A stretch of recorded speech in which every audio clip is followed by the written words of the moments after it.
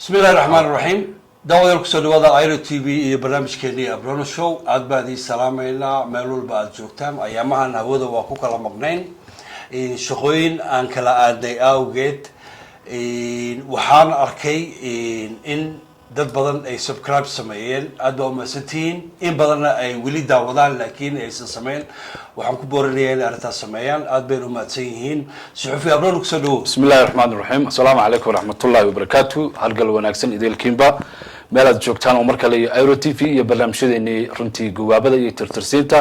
iyo dhacdooyinka maalinlaha iyo kuwa asbuuclaha oo idin soo tabino waan dhawaa waa tahay madaxweyne Cirro mar kale ayuu ku noqday imaaraadka halkaas oo ka qayb galay summit ama shir looga hadlayay waxyaabo fara badan arrimaha soo khusayso geeska Afrika khaasatan gobolkeena gobolka AWDAL iyo waqooyi galbeed iyo dhamaan Soomaaliyaba bal inoo soo koob xaaladda iyo barnaamijka uu Cirro halka u tagay aad baad ma santahay horta war laga waxayso male runtii barnaamijkeenan wuxuu isugu jiraa asbuucan wixii dhacay waxyaabaha ka soo dhaxbixi kara halista ku gadaaman meesha loo socdo ayaan intaasan faaqidi doonaa Cirro saacigtay mar labaad waxa uu ku noqday imaaraadka markii horena imaaraadka arintii ugu muhiimsan loogu yeeray waxay ahayd gogol xaarka shirkan hadda dhacay imaaraadka sa loo socoto waa wadan aad ugu dhundaloolo dunida islaamka waxa lagu tilmaamaa inuu yahay wadan ka dhax faa'iideysta ama dilaalka xoogaga adduunka iyo dunida saddexaad gaar ahaan ummadda islaamka imaaraadka wadamada uu gacanta ku dhigo waxa lagu yaqaanaa inuu baabi'iyo oo uu burburiyo dhaqaale ahaan iyo siyaasad ahaan iyo bulsho ahaan dad badan markaa oo Soomaaliyeed waxay ka digayaan in imaaraadku uu gobolada waqooyi hanto oo ay noqoto halka uu Soomaaliyada kale uu ka burburin doono laakiin miidaani dhagamale baa la yiraahday malag dhawaaqayo Cirro wuu sii daayay meeshuu tagay Cirro waxa ugu muhiimsan waan ka sheekeen doonaa shirkan markaa dad danley ah ayaa horta isugu yimid oo dhinac waxa laga dhigay shir caalami ah oo mar sanadla ah laakiin waa danaha dunida dadka ku foogan dilaalnimada shirkadaha wax dilaala dad madax hore ahaayo iyaga laftooda dilaalka meel kaga jira ayaa horta gondhigo ah waa shir ujeedooyin badan buu leeyahay shirkan marka waxaan ku soo koobi doonaa hadal jeedin uu sameeyay ninka DPW oo ah CEO ga ama hogaamiya Elias Sultan Ahmed bin Sulaiman oo ah nin aad halis u ah runtiina meel galgal iyo galaangal badan ku leh geeska Afrika gaar ahaan Ethiopia Somalia iyo meel kale waxa uu leeyahay hadaladiisan ayaan soo tabin doonaa dabadeedna waxaan ka soo saaran doonaa su'aalo wuxuu leeyahay daraasad ayaan sameeynay anagoo ah yani DPW daraasadan ay sameeyeen ama hadalkan jeedintana waxa gundhig looga dhigay ama martabad u ah takada barbaro oo iska xirta bariga dhexe iyo Afrika iyo Asia maxay uga dhigan tahay DPW oo ku maalgelisa 400 milyan oo dollar marka waa martabada barnaamijka uu ka hadlayo wuxuu yiri marka daraasad aan sameeynay ayaa muujisay in Ethiopia ay saameyn korar GDP-ga yani dhinaca dhaqaalaha iyo dadkaba ay sameysay hadda waa Ethiopia dabadeedna wuxuu leeyahay taasoo muujinaysa baahida ay u qabto ugu yaraan 5 dekadood waa Ethiopia marka Ethiopia oo sii libdhaysay oo burbur hadda yani wali qarka u saaran ayaa loo danaynaya marka Ethiopia maadaama ay korodhay dad iyo dhaqaale 5 dekadood bay u baahan tahay 5 dekadoodna waan ka hadli doonaa meelay yihiin dekada berbera hadana hadalkiisu sii wato wuxuu yiri waxaan u dooranay sababtoo ah goobta ay ku taalo iyo taariikhdeeda qadiimiga ah iyagoo aan doonay inaan dib u dayactir ku sameeyno dekada berbera hadda waxaan u dooranay meesha ay ku taalo jugraafigeeda iyadoo meel qadiimi oo taariikh ah ayaan u dooranay dabadeedna Somaliland ayaa nagu dhiirigelisay maalgashi anaguna waan maalgelinaynaa waana maalgelinay marka Somaliland ku dhiirisay waa Cirro iyo Muuse iyo wixii ka sii horeeyayba laakiin Cirro hadda tiisan maadaama uu hadda dhaqaalaha ugu badan 400 milyan la gelinayo waa nidaamkan Cirro Muuse waa ogay 125 milyan oo lacag hore loo haystay oo campaign-ka ku galay marka arintan Somaliland baan ugu dhiirigelisay horena waan ogolaanay haddana waan ogolaanaa hadalkiisu uu siibto wuxuu yiri Somaliland ma aha dal yar halkaas marka waa xayisiin Somaliland ma aha dal yar ayuu yiri waxay leedahay ganacsato waaweyn waxaana ku guda jirnaa horumarinta corridor ganacsi oo u dhaxeeya Ethiopia iyo Somaliland maadaama aysan dal yar ahayn wuu iibgeynaya oo waxba lagu bedelanaya hadalkaasi labo ganacsato waaweyn bay leeyihiin reer Somaliland saddex waxaanu sameynayna corridor ama wada isku xidho mid ganacsi oo u dhaxayso Ethiopia iyo Somaliland marka waa wadadii la oran jiray Berbera Hargeysa to Wajahan corridor wuxuu kaloo fududeynaya inuu isku dayo inuu walaalay Ethiopia iyo Somaliland way hadalkiisa ku jirtaa waan soo wadnaa inta marka aan sameeynu leeyahay oo corridorkaas la isku xiro waxaan rajaynaynaa in heshiis loo yaqaan transit trade agreement heshiiska ganacsi iyo isku xiranka inaan asna aan wada galno marka waxa sheekadii DPW waagi hore ee Ethiopia 19 ku lahayd tiiba hadda la sharciyeynaya marka heshiiskan transit and trade agreement ee labada dal ayaan si degdeg u hirgelinayna marka labada dal waayo Somaliland buu ka wada labada dal mid waa Somaliland midna waa iyaga وسيبته هذا الكيسة وحلي سومالان وحي عاد وجوده ده حرونته وين الدردبة أو جوب استراتيجية أو مهم وقايبين تبدأ على الدردبة مكان محاصر صعده دولة ديجان كا قايبت الدردبة والوقت أي مكان من بقى عمل لوجري إنك سواء كان الدونو قميدة أرمو الدردبة يا حرر يديجان بس سومالي قلب دولة وقبل كستي يفافن لو كان دي جيجي يدمبل يا أو برئيو لو كاسنا وحمالي دون نقول دونا لو أفران سوماليلان marka wixii la kala xiriyo xuduudkina meesha waa laga qaadaya dawladda mar hadduu sidaa waa maana ay tahay meel istiraatiiji oo noqon doonto dibad meesha ugu weyn oo badeecada Ethiopia la keeni doono bowrmana ay jaar la tahay sayla iyo lug hayana ay jaar la siihiin halkaas marka ay noqonayaan dhul isku furan waa himilada la karkarinayo oo Cirro iyo kooxdiisa looga dhaadhiciyay in la aqoonsan doono iyagana ay taa ay bedelkeeda Ethiopia ay u ogolaadaan dawladda Imaaraadka noqoto dilaalka ugu weyn ee halka loo mariyo inta markay arrin marayso dekadu waxay awood u leedahay waa Berbera inay martigeliso maraakiib nooc kasta leh sidoo kalena hadii loo baahdo waan ballaarin karnaa inta in ka sii ballaaran madaxweynaha Somaliland waa Cirro wuxuu na siiyay dhul aan warshado ka hirgelino waxaana hadda socdo dhismihii qaar kamid ah warshadahaasi halka kuwa kalena ay aanu qorsheynayno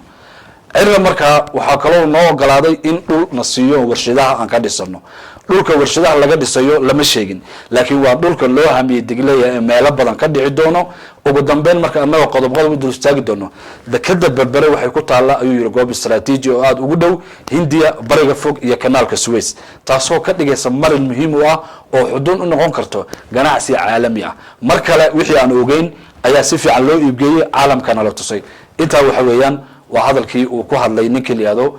Ahmed bin Suleiman oo CEO da DPW ereen hadda u baahantay waan u dul istaagi doonaa waa tahay aad ba ugu maasantahay daawadayaal waxaad nagala socotaan waa Airo TV barnaamijkeena Abroad Show waxaad moodaa DPW in loo dhiibay shaqadii in Ethiopia doonaysay badaha AWDAL doonaysay in loo dhiibay DPW arrimahaas inay dhamayso dhulka aad sheegtay aad ka dhawaajisayna ay waa halisteeda leedahay reer AWDAL waxa muhiim ah inay ku baraarugaan maxaa keenay inuu aad ugu fududaado in la isticmaalo Cirro waxa keenay dhowr arrimood dabcan Cirro warta waa nin mar horaan sheegnay Cirro inta muuqata inta qarsoon baa ka badan labo Cirro waxay u arkaan reer galbeedka oo soo dhaxmaraya Imaaraadka inuu yahay nin qoyar socod ah